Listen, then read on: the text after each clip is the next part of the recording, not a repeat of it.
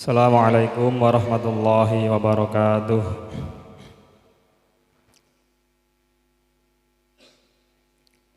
Bismillah, alhamdulillah, salatu wassalamu ala rasulillah, wa la hawla wa la quwata illa billah, amma ba'dah.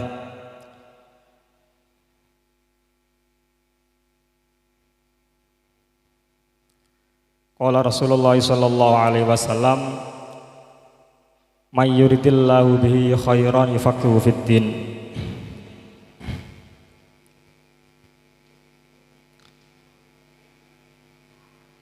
Ingkang kawula mulyakaken Rai Suryah MBCNU Kertosono, ingkang kawula mulyakaken Ketua Tangfidiyah MBCNU Kertosono dan segenap pengurus lembaga Bahsul Masail yang kami muliakan, juga kepada hadirin sekalian yang dirahmati oleh Allah. Niki ngajine santai mawon nggih. Sebelum kajian fikih eksklusif ini dimulai, nggih sedikit ingin bercerita. Seringkali di media sosial generasi milenial ini disuguhkan dengan fenomena debat kusir. Artinya kita untuk belajar agama, ada yang mengatakan demikian. Untuk belajar agama kita nggak perlu memakai kitab-kitab karya manusia. Kita cukup langsung mengambil hukum dari Al-Quran. Ada juga yang mengatakan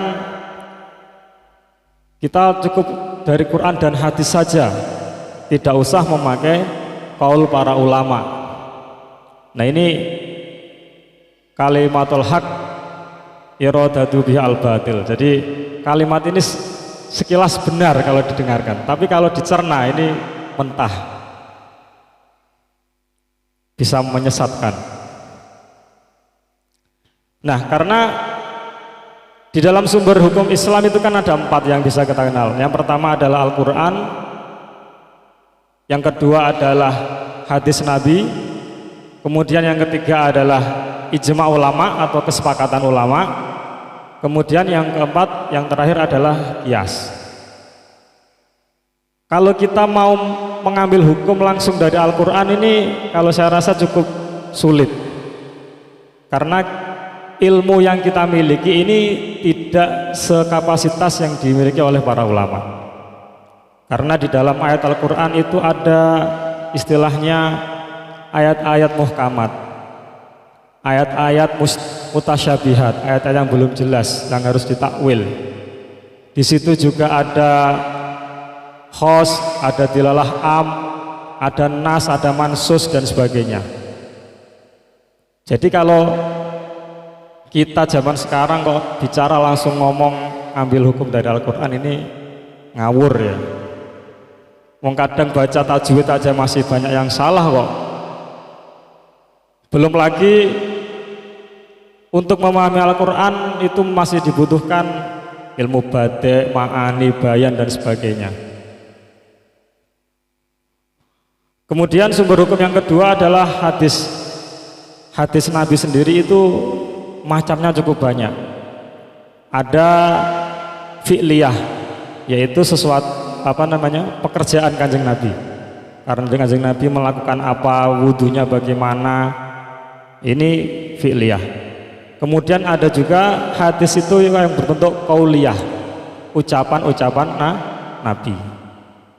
Dan yang ketiga adalah takririyah atau sikap. Itu dari jenis hadis aja ada 3. Kemudian belum dari sisi periwayatan, itu ada hadis sahih, ada hadis hasan, ada hadis dhaif, ada yang periwayatannya musasal, mutawatir, hadis hasan dan sebagainya.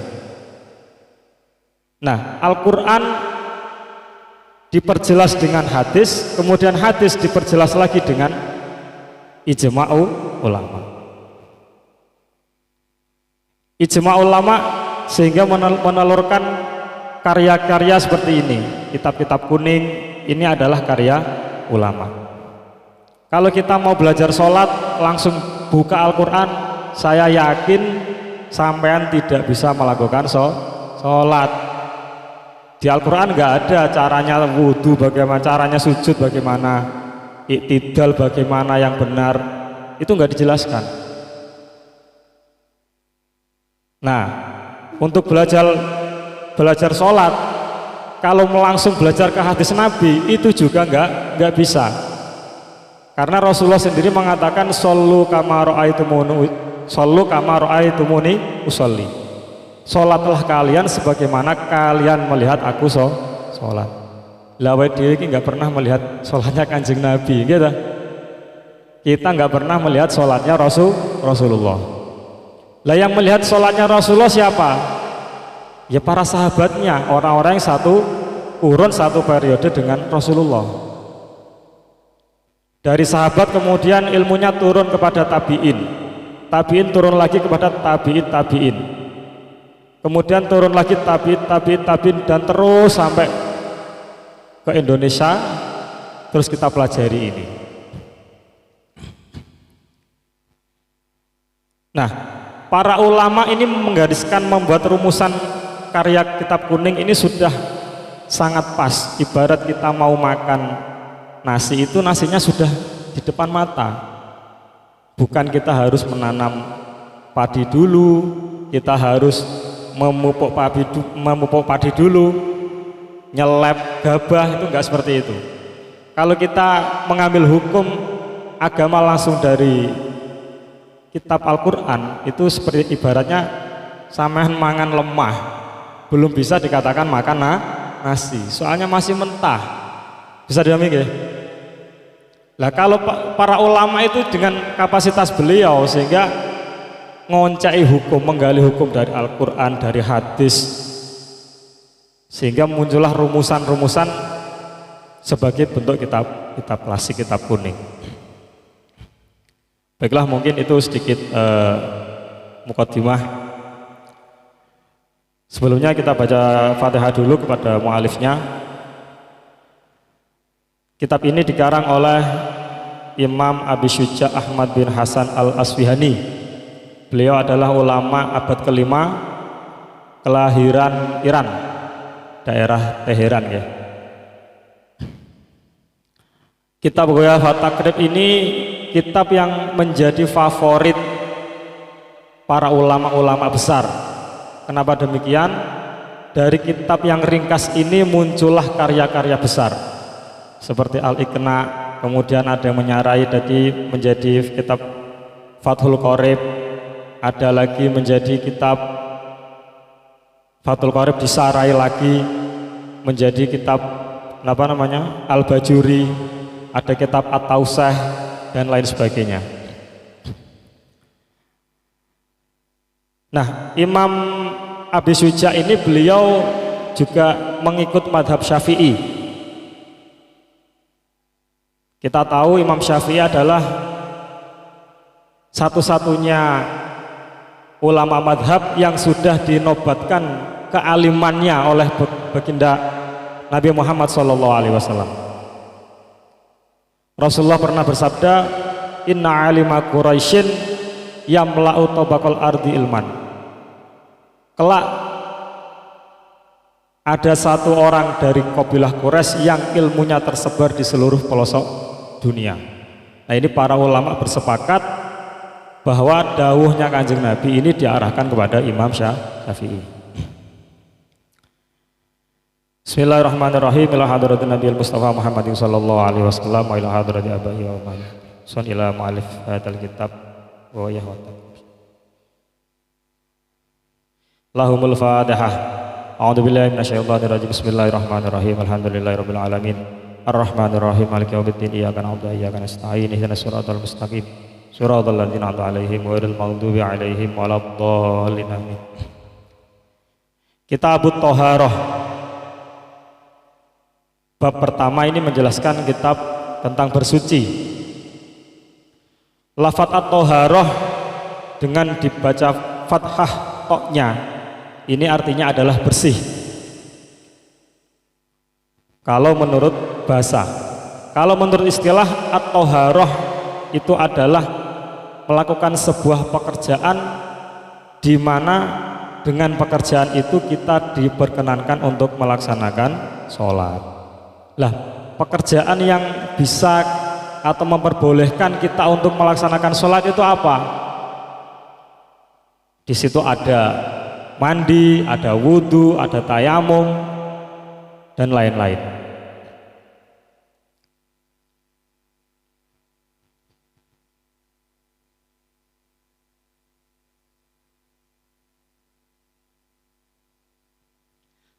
Oke, sedikit saya ulangi.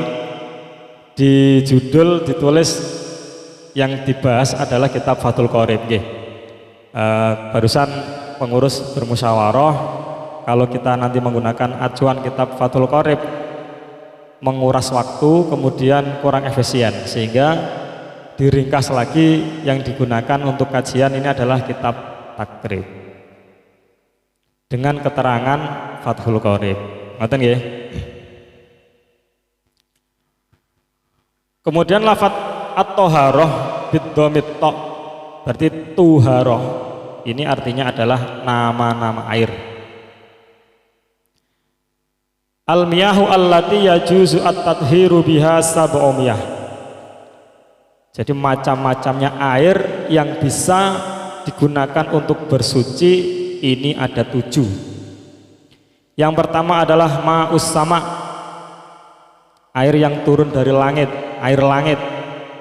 Air langit ini ada 2 kalau dalam perinciannya. Di situ memasukkan air hujan. Air hujan itu air yang turun dari langit, kemudian ditampung di mendung dulu.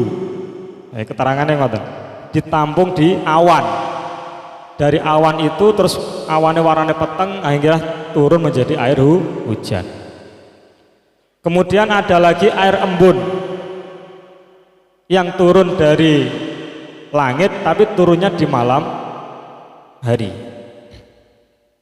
Nah, ini kedua-duanya bisa digunakan untuk bersuci.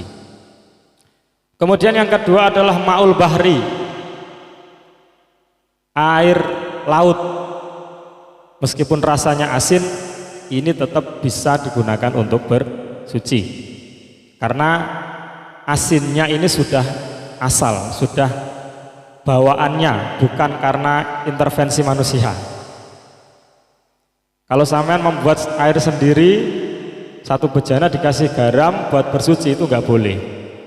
Soalnya perubahannya tidak asal. Yang ketiga adalah ma'un nahri, air sungai. Air sungai meskipun berwarna kuning, itu kuningnya pun juga asli, bukan karena kecampuran zat pewarna. Yang keempat adalah ma'ul bi'ri, air sumur, termasuk air sanyo itu ya air sumur.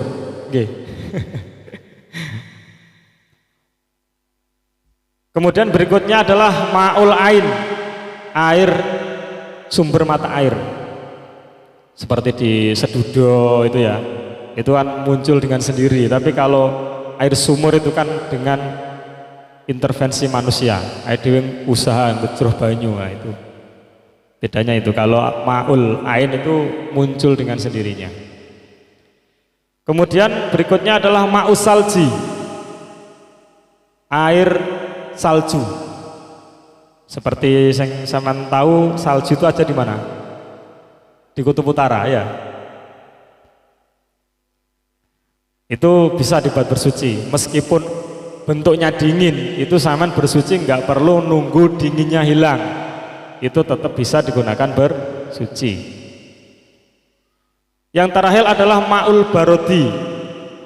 Nah, ini dalam keterangannya ma'ul barodi itu sama-sama air dari langit bentuknya, tapi berbentuk perongkolan. Kalau air hujan itu kan sering kita tahu bentuknya kempur ya. Kalau di Mekah hujannya itu bukan bentuk cair, tapi kadang berbentuk perongkolan, kayak batu gitu, klotak. Nah, itu yang dimaksud dengan ma'ul barodi. Kemudian setelah mendefinisikan macam-macamnya air dari jenisnya, kita sekarang menjelaskan tentang pembagian macam-macamnya air. Kalau tadi dari jenisnya ya, sekarang dari pembagiannya. Tsummal miyahu ala arba'ati aqsam, tahirin mutahhirin ghairi makruhin istimaluhu wa huwa al-ma'ul mutlaq. Berdasarkan golongannya air ini dibagi menjadi 4. Yang pertama adalah air suci dan mensucikan, juga tidak makruh untuk digunakan, yaitu apa? Air mutlak. Yang kedua adalah tahirin mutahhirin makruhin istimaluhu wa huwa al-ma'u al-musyammash. Golongan yang kedua adalah air suci air suci mensucikan namun makruh digunakan. Artinya makruh itu lebih baik tidak digunakan karena membahayakan, yaitu adalah air yang dipanaskan. Ma'ul musyammas itu air yang dipanaskan, yang ditaruh pada tempat yang tempatnya terbuat selain dari emas dan perak. Kalau di masyarakat kita kayaknya nggak ada ya yang menaruh air di wadah emas ataupun perak. Sing enak dari ompreng, diteleh kendi. Nah itu. Kalau air itu ditaruh di ompreng, didandang, terus dipanaskan di bawah terik matahari, itu dinamakan dengan air musyammas. Lah itu nanti akan hilang kemakruhannya apabila air sifatnya air sudah menjadi dingin. Kemudian yang ketiga adalah tahirin ghairi mutahhirin li ghairih wa huwa al-ma al-musta'mal.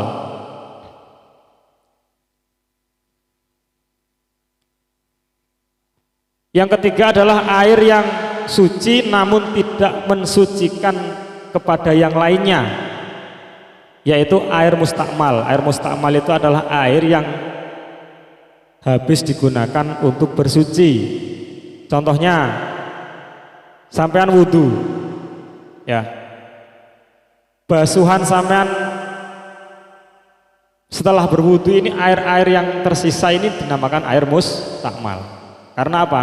Telah digunakan untuk bersuci. Istilah lagi banyu second. Nah, sing second ini gak HP tok aja. Banyu ki ya nek sing second. Wal mutaghayyir bima khalatahu minat tahirat. Kemudian juga ada lagi air mutaghayyir, air yang telah berubah salah satu sifatnya disebabkan dengan sesuatu yang suci yang mencampurinya. Contohnya apa? Air teh. Air teh ini air suci tapi tidak mensucikan kepada yang lain. Kemudian yang terakhir adalah ma'in najis. Wa ma'in najisin wa huwa alladhi halat fihi najasatun. Wa huwa dunal kullataini au kana kullataini fataghayyar. Air najis ini adalah air yang tercampur najis. Ya. Atau asli memang air najis. Jadi kalau nanti air suci kemudian kecampuran najis, ini namanya mutanajis, akhirnya juga dihukumi najis. Ada juga air yang asli najis, kayak air kencing, itu asli najis.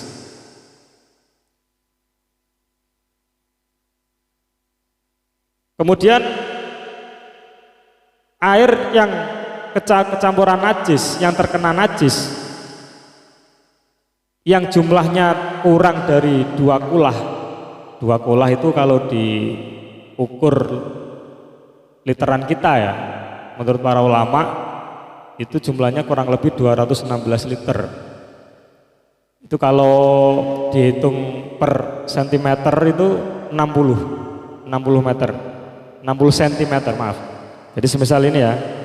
60 panjangnya 60, lebarnya 60, mubeng. Air bok lah itu sudah mencapai 2 kula. Kalau di sini jelaskan wal kullatani khamsu mi'ati ritlin bil Baghdad takriban fil asoh. Nah sing penak ya itu tadi ulama yang populer itu ukuran 2 kulah itu adalah 60 cm persegi. Jadi kalau ada air 2 kulah kemasukan najis dan tidak berubah sifatnya, maka air ini tetap dihukumi suci. Tapi kalau berubah kecemplungan batang tikus terus banger, yo akhirnya jadi najis. Atau muta najis, terkena najis jadi najis. Baiklah, mungkin dari sedikit penjelasan yang agak bulat, ada konco-konco yang ingin ditanyakan, silahkan. Santai mawon ini. Insya Allah pakar-pakar hukum di belakang saya ini semuanya. Monggo, oke, monggo Mbak Yai. Adus tunut ngangge sampo. Niku boten sah niku. Niku nek nurut kitab niku dos pundi? Matur suwun. Terima kasih, pertanyaannya sangat menantang. Monggo ditampung dulu dari teman-teman IPENO maupun IPPNO, silahkan. Dari bapak-bapak ketua lembaga pengurus MBC dipersilahkan. Ini kita temanya tentang seputar alat untuk bersuci, air ya khususnya. Soalnya nanti pembahasan selanjutnya ini masih panjang. Silahkan Kang Pondok, delegasi RMI ya. Dari RMI mana ini? Tembara. Wah hebat ini. Tepuk tangan dulu buat Gus Fathul RMI Tembara yang membawa pasukannya.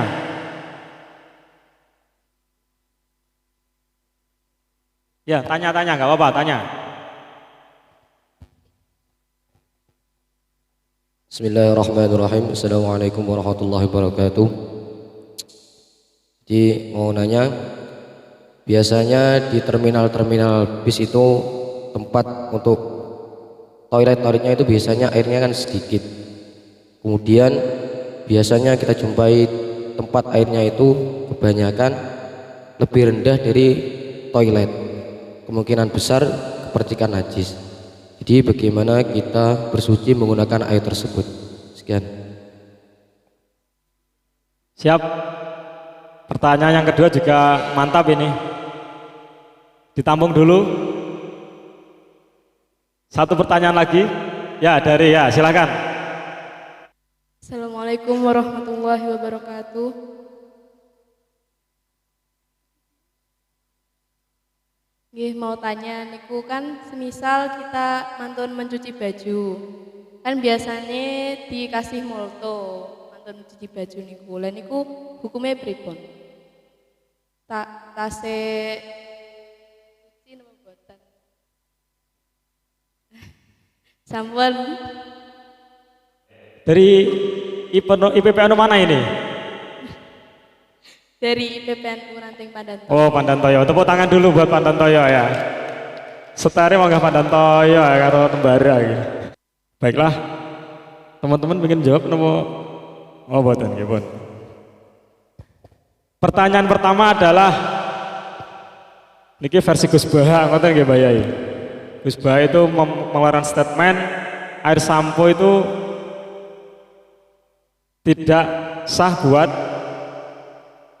mandi ngoten Mbak Yai, bersuci ngoten. Nggih. Alhamdulillah saya juga sepakat dengan Gus Baha. Karena kalau air sampo dibuat bersuci itu tidak bisa. Soalnya termasuk kategori air yang mutaghayyir, air suci yang tercampur dengan zat suci yang lain sehingga menghilangkan sifat kemutlakan air. Banyune malih dadi wangi, malih muntro keluar busa. Itu kalau jenengan bersucinya hanya dengan air sampo tidak sah. Lain halnya kalau begini, mandinya ini sudah selesai ya, bersuci dengan air mutlak, banyu jeding, banyu sumur, banyu sanyo sudah selesai, kemudian sampean sampoan, setelah itu terus dibilas lagi, ini nggak apa-apa, wong sesucinya sudah selesai. Nah mungkin jawaban ini juga membackup pertanyaan yang ketiga tadi, bagaimana menggunakan air multo. Dalam prakteknya orang mencuci pakaian itu pakaiannya disucikan dulu, setelah itu finishnya ya ditutup dengan air multo supaya wangi. Lain cerita kalau airnya pakaiannya belum suci terus dikasih multo, nah maka ini pakaiannya tidak bisa menjadi suci karena air mutaghayyir tidak bisa untuk digunakan bersuci. Bisa dipahami? Jadi pakaiannya sebelum dikasih multo itu sudah suci dulu, sudah dibilas, setelah itu dikasih multo. Bisa dipahami nggih? Nah kemudian pertanyaan yang ketiga, di toilet umum, terminal, termasuk stasiun ya, itu kadang apa namanya, bejananya ya, timbone itu ndek, bahkan kadang karo WC ini dhuwur WC, jaraknya hanya berapa senti ngoten. Nah itu sudah ada sejak zaman dulu ya, zaman saya sekolah itu sudah ada memang. Nah caranya bagaimana? Itu kan masih ada pet atau keran ya. Lah kerannya ini kan masih keluar air. Sampean pakai air yang baru keluar dari keran. Kalau ada airnya ya. Loh Pak itu anu ya Pak, kerannya mati Pak. Wis karek banyu sak timbo tok pres karo WC ini. Piye Pak? Nah, kita jangan sulit-sulit ya. Wallahu yuridul yusra, wallahu yuridu bikumul yusra, wala yuridu bikumul usra. Gusti Allah ki ora menghendaki sing angel-angel. Gusti Allah itu suka memberi kemudahan. Bu istubil hanifiyatis samhatis sahlah. Kanjeng Nabi itu disuruh membawa agama yang mudah dan dicondongi. Nak patrah banyune keran gak metu, terus sampean delok karek banyune ning timbo karek separo. Ya wis sampean kan gak tahu iki mung keceblokan najis apa ora. Ki mboten. Sampean roh-roh banyune wis karek separo. Ya wis husnudon ae aire iki suci. Ngoten. Mboten usah sampean berandai-andai, berangan-angan, itu sama halnya sampean mempersulit diri sendiri. Lain cerita kalau sampean tahu, tahakuk sampean tahu orang buka toilet kemudian gebior-gebior, nah ada percikan-percikan dari WC yang masuk ke timba itu. Nah itu kan sampean tahu bahwa air itu sudah tercampur najis, maka nggak boleh. Kalau sampean datang sudah selesai perkara, husnudon airnya suci. Bisa dipahami? Sudah puas dengan jawabannya? Oke, ini dari Kiai Mutamakin ingin menambahkan sedikit.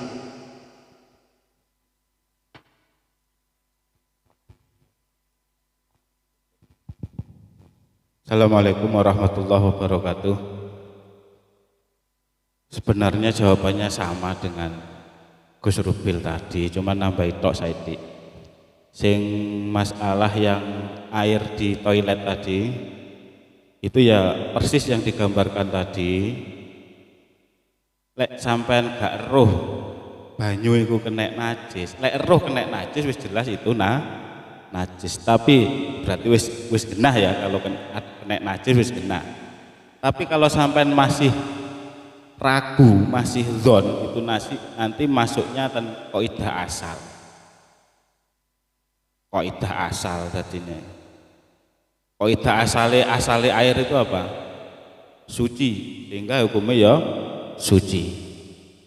Dikembalikan pada ketika kita ragu pada sesuatu, maka dikembalikan pada hukum asal. Satu contoh, banyu iki mang suci apa najis toh? Berarti hukum asalnya adalah suci. Aku mang batal apa ora? Hukum asalnya apa? Aku batal apa ora?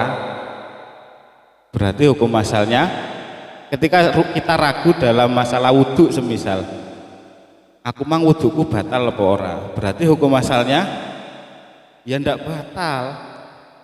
Hukum asalnya batal enggak, itu berarti kan punya wudhu. Berarti lek sampean mamang aku mang batal apa ora? Berarti ya ndak batal. Lek sampean dimamang no kok wudhu batal no pisan. Biasanya ya dientutno ya. Lek gak ngono ya apa ngono sing demek-demek sing marai batal.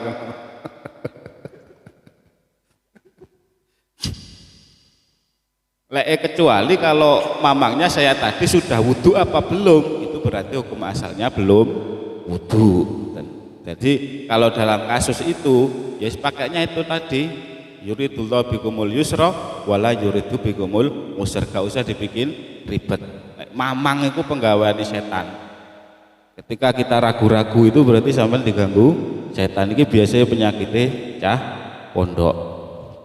Wong mamangnya penyakitnya cah pondok niku diganggu setan niku diilangi. Terus ingkang sing nomor 3 mang apa ya? Multo nggih. Ya multo hukumnya kan suci toh. Proses bajunya itu kan sudah suci. Sudah suci dikasih multo kan ben wangi tujuannya. Posisinya baju kan sudah suci, dikei pewangi gak masalah.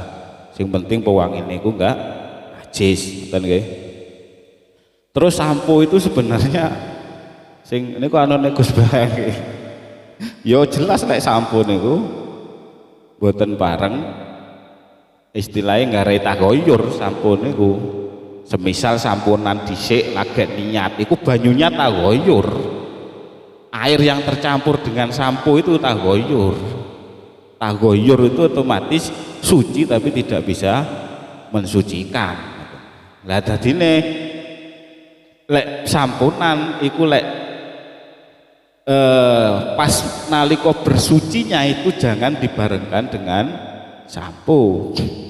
Tapi biasanya sih mestinya ya niat dhisik nawaitul husla kok lagi sampunan biasanya. Tapi bar sampunan biasanya ya sik disuceni neh.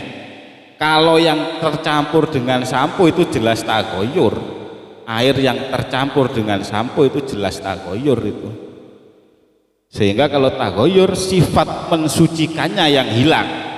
Kalau sudah tagoyur itu yang sifat aslinya air itu mensucikan menjadi tidak mensucikan. Sifat mensucikannya hilang. Kata negang sakit kau laturakan. Carane wah kok ae.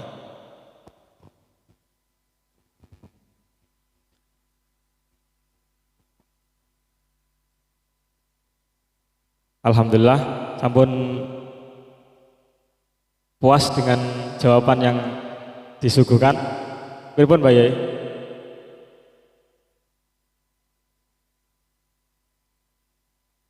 Oh ya, langsung mawon nggih. Terus ini cara bersuci yang benar bagaimana biar tidak rancu gitu ya. Memang cara orang mandi itu bermacam-macam. Ada mungkin sampoan dhisik lagi gebyuran. Ada yang gebyuran dhisik lagi sampoan. Ada yang gosok gigi dulu, itu bebas. Yang jelas kalau dalam praktek mandi jenabat, itu kan kita caranya itu kan ketika air pertama kali mendarat di tubuh kita ya. Ini kan disertai nih niat. Ya berarti mandi dulu aja. Biur niat. Nawa itu ghusla li rafil hadasil akbar fardhu lillahi ta'ala. Mandinya sudah terbasuh semua selesai, berarti kan sudah suci. Setelah itu baru menggunakan sampoan, terus sabunan, nggak apa-apa. Nah, nanti setelah itu dibilas lagi, ya sudah selesai, sudah cukup. Atau mungkin begini, sampean sampoan dulu, jadi diteles sisik, sewampoan. Setelah itu dibilas, setelah dibilas baru diniati. Nawa itu huslal itu juga boleh.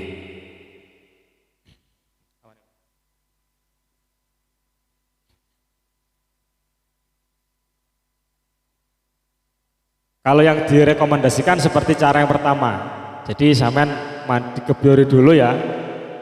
Kalau sudah basah dari ujung rambut sampai ujung kaki, baru kita menggunakan sabun, sampo dan lain-lain. Makatan bayai pripun? Pun cekap ya. Nah, ini nanti sebenarnya untuk praktek mandi itu di belakang. Tapi nggak apa-apa, kita singgung sedikit. Soalnya memang banyak yang kelewat masalah mandi. Mandi jenabah sing bener piye, ngadeg apa terlentang atau rebahan atau jongkok. Nah, ini banyak yang belum paham. Anggota dohir itu yang mana saja itu banyak yang ya nanti ya sabar ya, nanti ikuti terus edisi selanjutnya. Wah, biar promosi loh ya, ben menarik. Enak langsung dikupas amber buatan cukup tandone. Mungkin ada yang ditanyakan lagi, kakang santri ini kritis-kritis ini, monggo dikeluarkan semua amunisinya, kita siap untuk menampung.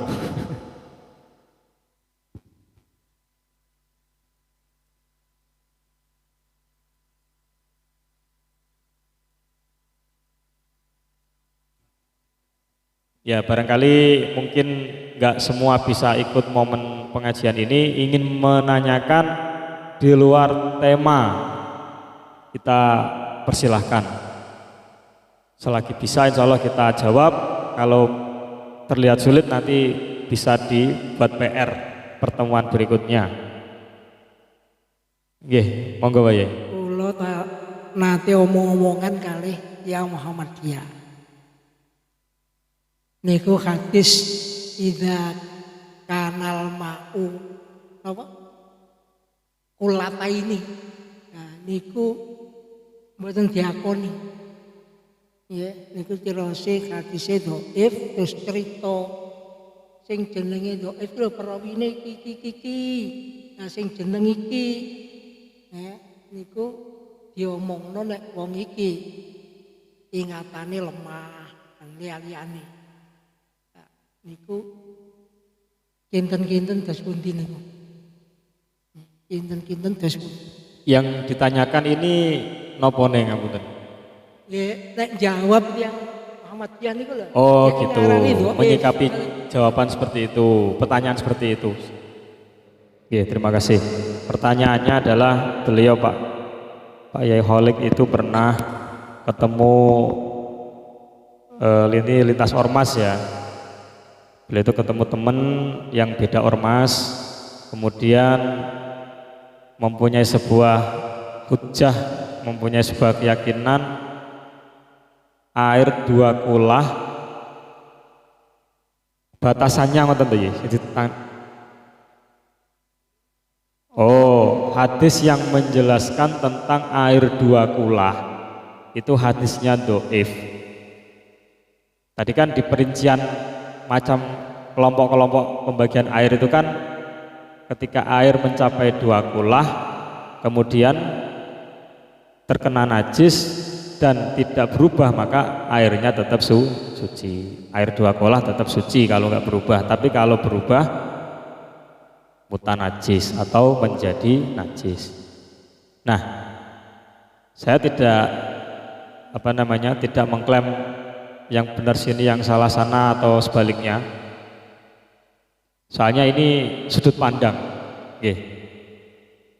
Hadis itu seperti tadi sempat saya singgung, macamnya banyak. Kalau dari kualitasnya itu ada sahih, ada hasan, ada dhaif. Hadis itu dikatakan dhaif karena beberapa kriteria pada perawinya ini tidak terpenuhi. Contohnya, perawi hadis kok tidak wirai, seneng ngopi pinggir dalan, ini hadisnya dhaif ya. Enek ulama undang kok seneng ngopi pinggir rembong, mangan neng warung pinggir rembong, ini langsung hadisnya dhaif. Termasuk juga Imam Bukhari itu pernah sebelum meriwayatkan hadis, beliau mendatangi seorang rawi yang terkenal. Beliau mendapati rawi itu sedang makani pitik, ya manggil kur kur kur gitu loh, cara EDW ngoten, kur kur kur kur. Tapi tangannya ini nggak membawa makanan, nggak bawa pakane pitik, yunggur ngundang kur kur kur, akhirnya pitiknya moro.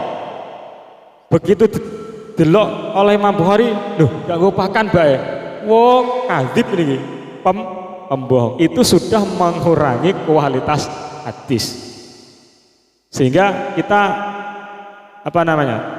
tidak terlalu berprinsip demikian. Artinya apa? Kitab Ihya Ulumuddin, kitab yang sangat fenomenal, itu bahkan sudah mendapatkan restu, mendapatkan pengakuan dari Kanjeng Nabi, ya gak main-main. Ini kebanyakan hadisnya, mohon maaf, dhaif, bahkan maudhu ya, palsu. Maudhu ini kan ilmu mustalatul hadis itu kan hadis palsu. Tapi Kanjeng Nabi sahibul hadis, sahibul fi'li, ini merestui dengan kitab Ihya Ulumuddin. Nah terus pripun? Nah, saya pernah mendapat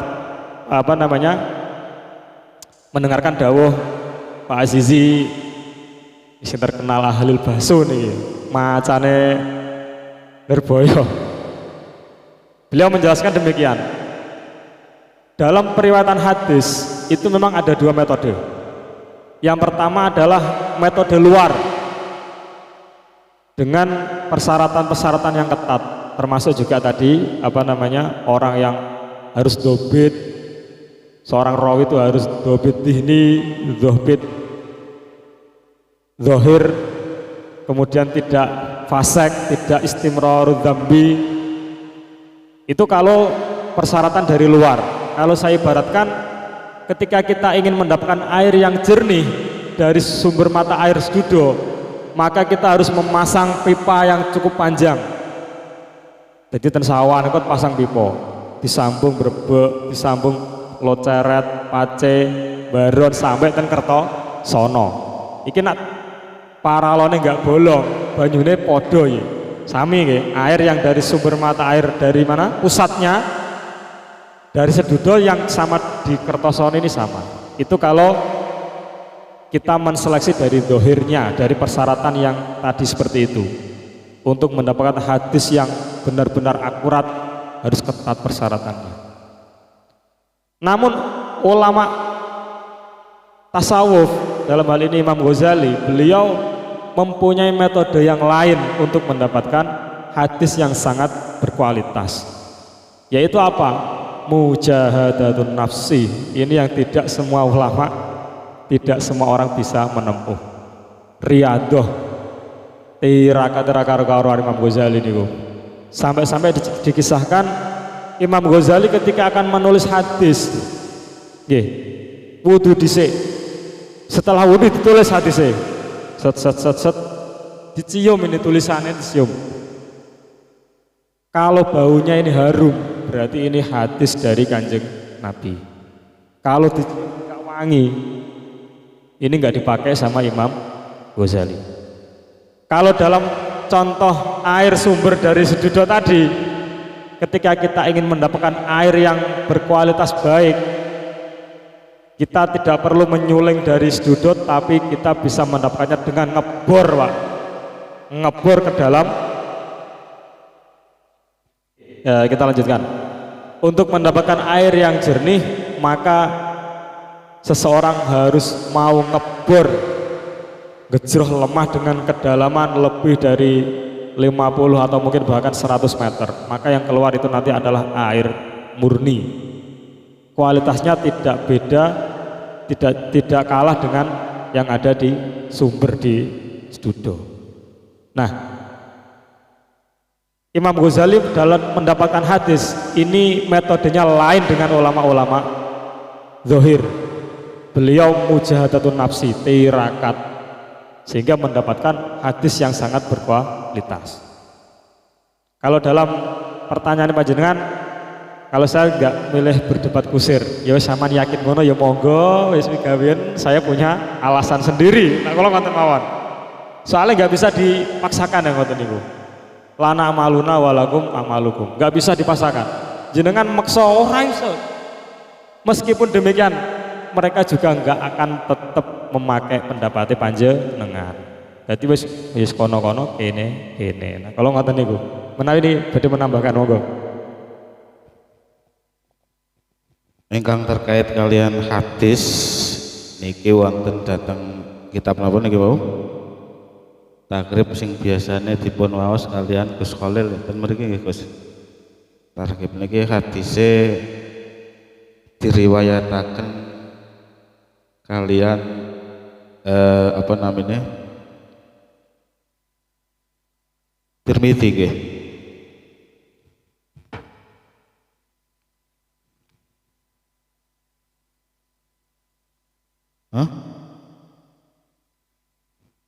Niki Abi Dawud, fa innahu la yanjusu iki la wali wa abdin li Abi Dawud.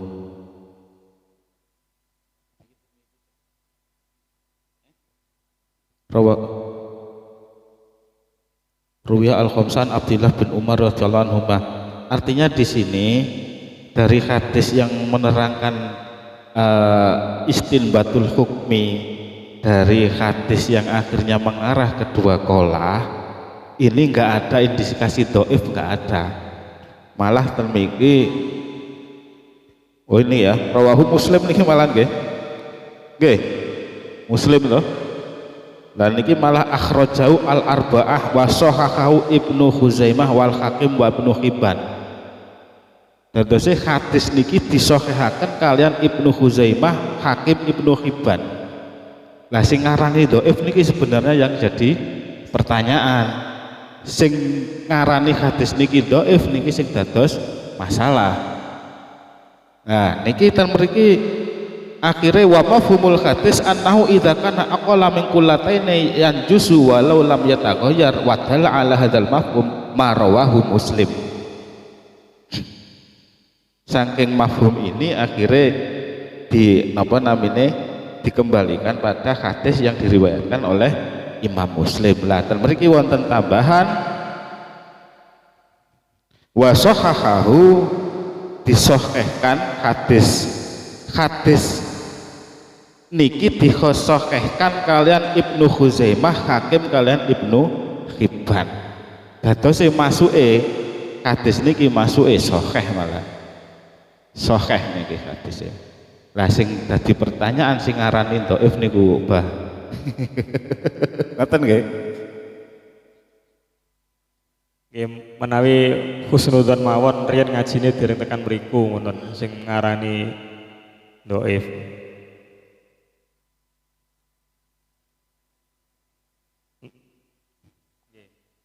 Jadi beliau itu sering memakai kitab Fathul Jari. Fathul Jari itu paling repot itu. Saya dulu juga pernah ketika saya dulu sekolah di Jombang, kebetulan basisnya sehingga guru-gurunya pun suatu ketika beliau itu bilang begini, utlubul ilma walau bisin itu bukan hadis. Terus saya juga saat itu saya belum pernah ngaji jimsot. Jimsot itu kamus hadis ya. Jami Shogir itu dari lafadz alif sampai iya itu ada semua. Terus saya tanya kepada bapak, kok katanya utlubul ilma walau bisin itu kok bukan hadis? Langsung saya diambilkan jimsot itu, jimsot bukaan. Tak cari, tak urut alif utlubul ilma ya, alif tak urut, set, ketemu hadis tiba ini. Berarti mereka yang mengatakan bukan hadis, berarti ngaji ini urut tekan gon, ngoten lah. Jadi pun kita yakin, yakin saja keilmuan di Nahdlatul Ulama itu tidak tertandingi.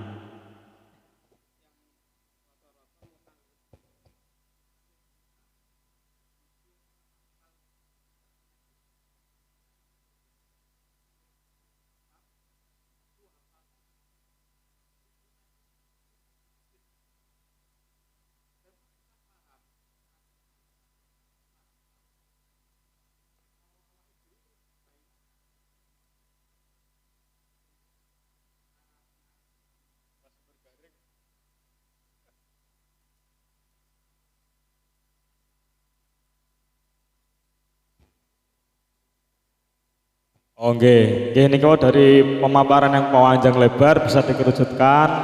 Intinya niki hadisnya ini Muslim riwayatnya, mboten doif.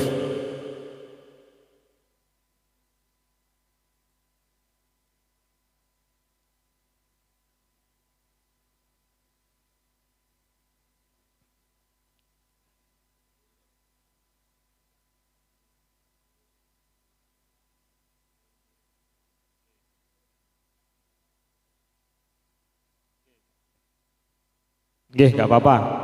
Nah, kula pun derek pendapat ikhtilaful ummati rahmatun ya.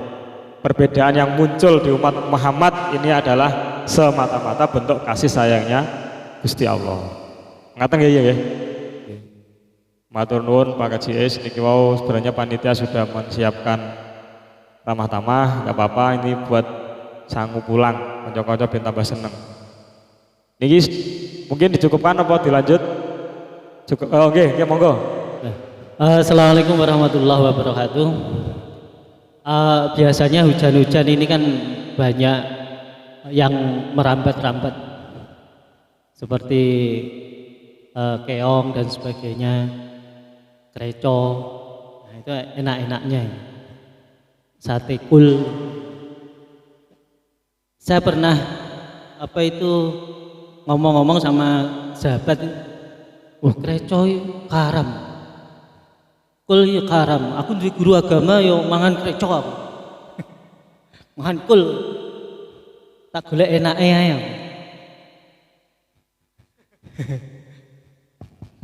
Ya yang seiman dengan saya. Yang ditanyakan apa? Itu haram atau enggak? Satu. Satu itu. Terus kedua laron. Laron, saya dulu pernah bertanya pada almarhum Yaji Ghazali, itu dihiaskan sebagai belalang. Nanti saya tidak tahu kitabnya, tidak tahu kapannya, tidak tahu, cuma informasinya seperti itu. Itu juga bagaimana informasinya nanti mohon disampaikan, mungkin ada yang belum tahu seperti saya. Terus selain itu tawon, tolonya tawon itu dulu di rumah itu mbah saya kalau ya itu botok dan sebagainya, ya enak ya, tetus. Itu ceritanya bagaimana, mohon nanti dijelaskan supaya saya dapat ilmu. Terus selain itu yang ketiga, yang keempat,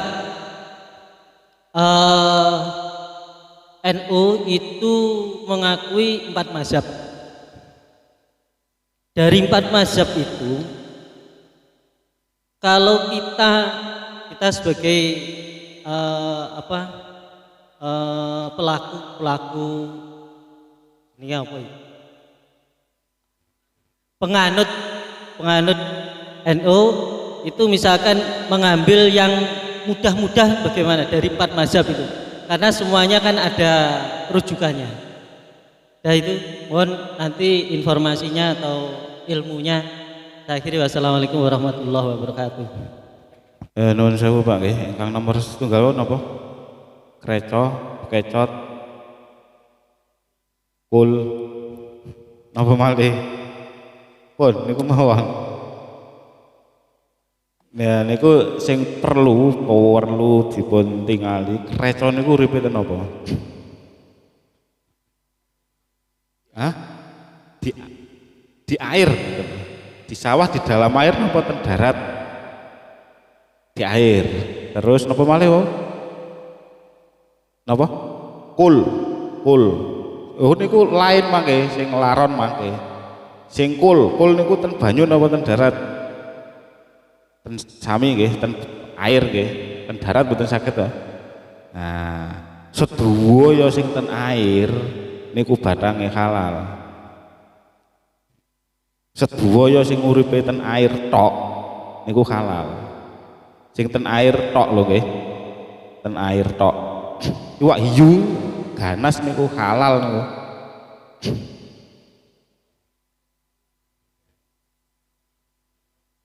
Bukan binatang laut, binatang air, nggih.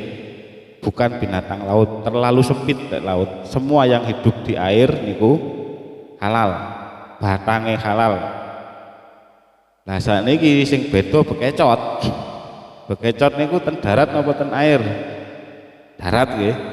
Nah, lek darat niki pun nate dibahas ten Basu Masa boten nggih, ten Kediri niki singen tahun 80-an.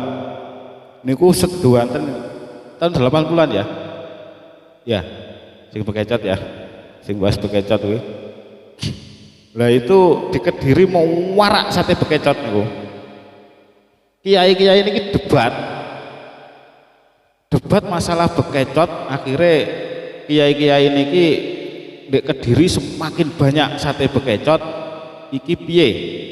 Kira-kira hukumnya bekecot iki halal apa haram? Seduhanten sing hadir niku ngaromaken. Ilate nggih menjijikkan. Ilate menjijikkan. Akhirnya wonten setunggal kiai niku sing halalno.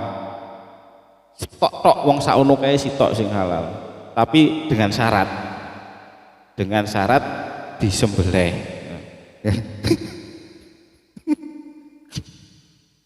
Lah nggih, lah jajal lek beleh piye niku?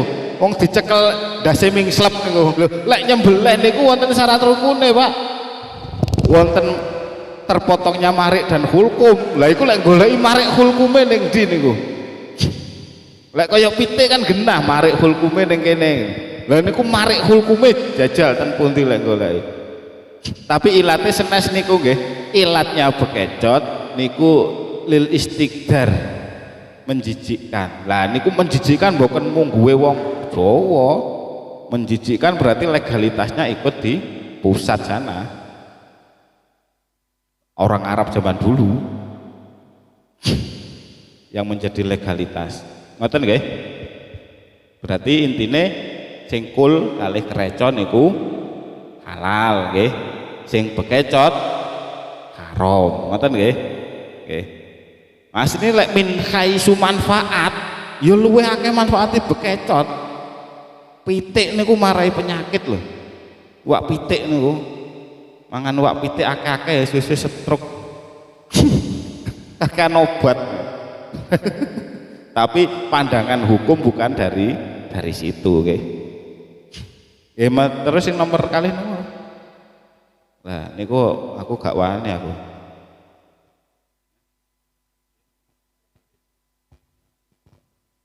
Oke, kalau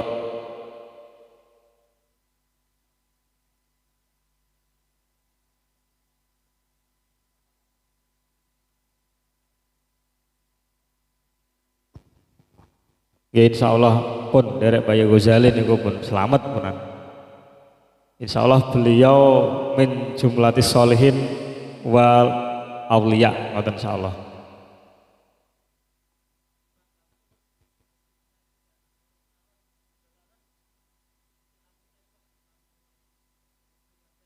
Nggih.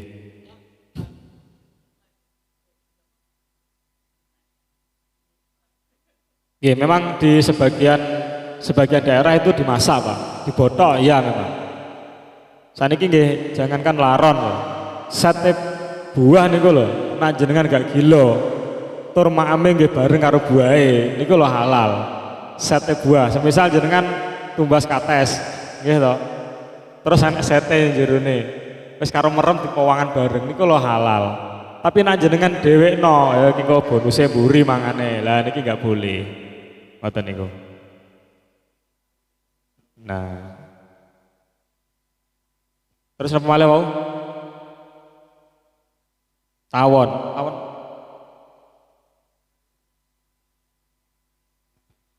Berarti kalau kita memasukkan tawon itu kategori serangga atau apa wau?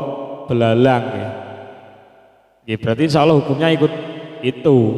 Kalau berani mengikutkan tawon itu sebagai jenis serangga atau belalang. Mengutip saking NU Online, Basul Masail NU Online tanggal 11 Maret 2019. Niki mriki disebutaken mengenai hukum halal haramnya napa? Laron. Nah, mriki disebutaken laron atau rayap dalam istilah Arab dikenal dengan kata aruduh. Hukum mengkonsumsi hewan ini adalah haram karena tergolong hewan yang menjijikkan. Dan ini disebutkan dari kitab Al-Hayawan Al-Kubro. Ini termasuk hewan yang dianggap menjijikkan. Ini dari kitab Basul Masail NU.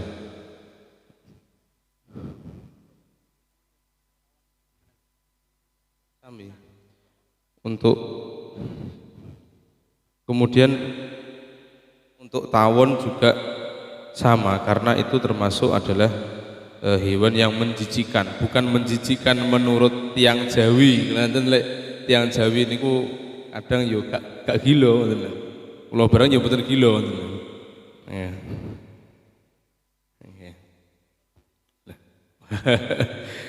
Karena kaitan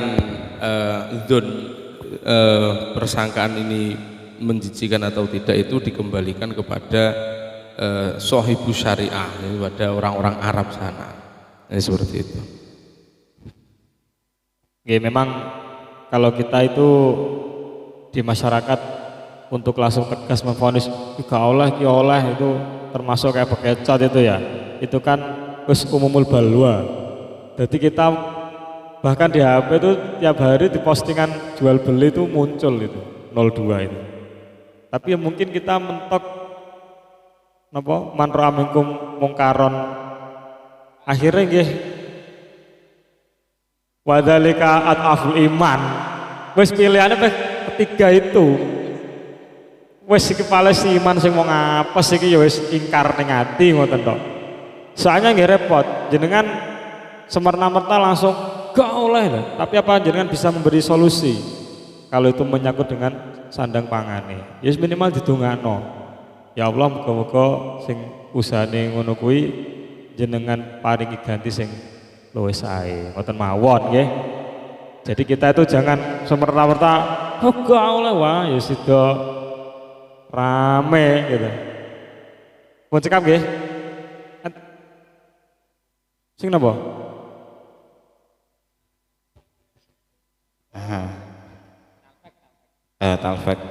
Talfek mboten angsal. Sakniki mboten usah dados Syafi'i mawon pun mboten paham. Syafi'i kita memahami madzhab Syafi'i itu sudah sulit. Ya, sedangkan yang ada di Indonesia dari awal, dari pertama kali Islam dikenalkan di Indonesia oleh para wali itu madzhabnya sampun Syafi'i.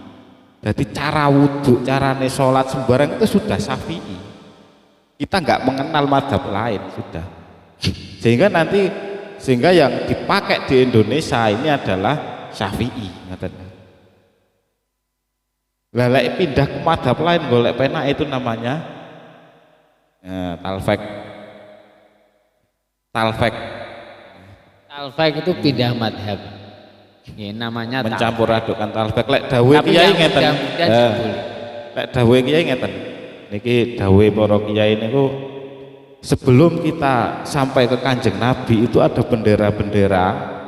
Ada bendera ini lek digambarno, ada bendera Syafi'i, ada bendera Hanafi, ada bendera Hambali, ada bendera Maliki. Sampai melok genderone Imam Syafi'i, kowe uduk golonganku, kowe biasanya gawe Maliki, pindah nang Maliki, kowe kudu golonganku kowe. Kowe biasanya gawe Hambali, nang Hambali kowe duduk golonganku kowe. Pindah nang kono. Akhirnya gak diakoni kabeh papat-papate. Ya nanti kita lanjutkan minggu depan karena ini mau wis bengi ya. Kalau itu saya masalah ganti uang itu saya nggak berani itu di masyarakat kalau zakat.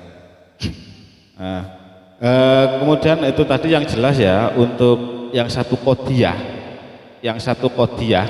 bermadhab ketika satu kodiyah, satu kodiyah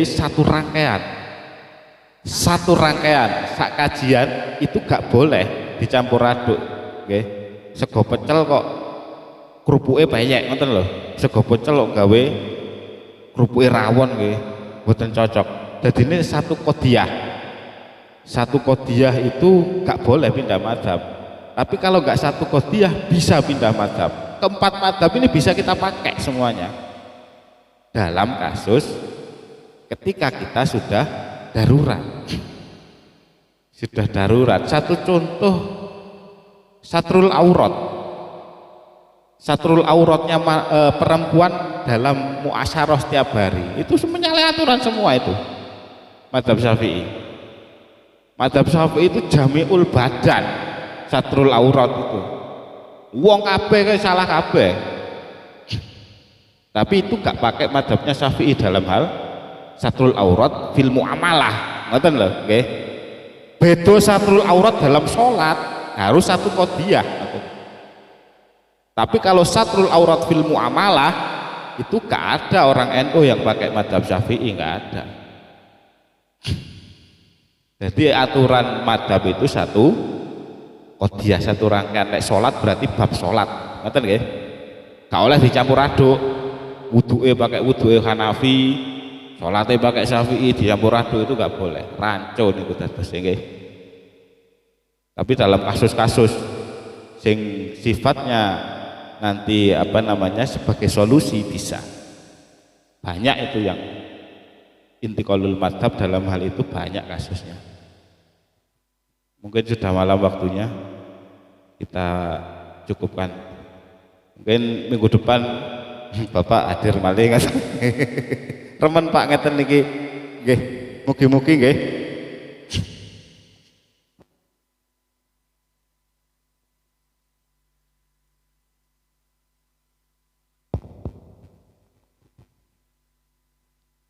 Nah ini masukan ya untuk pertemuan bulan depan alangkah baiknya dimulai setelah jamaah isya sehingga kita semua pengurus-pengurus pun juga jamaah isya di sini. Makanya setelah jamaah langsung start sehingga kita pulangnya nggak malam-malam karena sasaran kita tidak hanya kaum bapak-bapak, kaum mas-mas, tapi juga dari ibu-ibu, dari pelajar-pelajar putri, sehingga kasihan kalau terlalu malam. Jadi diusahakan untuk pertemuan berikutnya jam 9 itu sudah selesai. Ngoten nggih, bisa dimaklumi nggih. Nanti kalau ingin jam tambahan nggih monggo. Setelah tamu putri pulang lanjut sampai jam 12 niki beliau-beliau siap. Kalau tak pamit.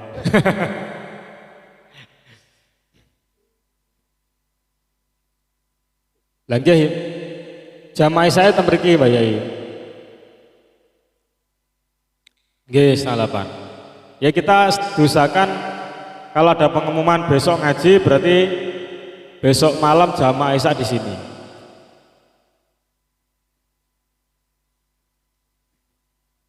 Ya ini yang jelas kita masih perdana dan insya Allah nanti seiring berjalannya waktu banyak evaluasi sehingga lebih baik. Ngoten.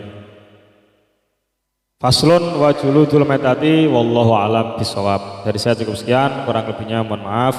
Assalamualaikum warahmatullahi wabarakatuh.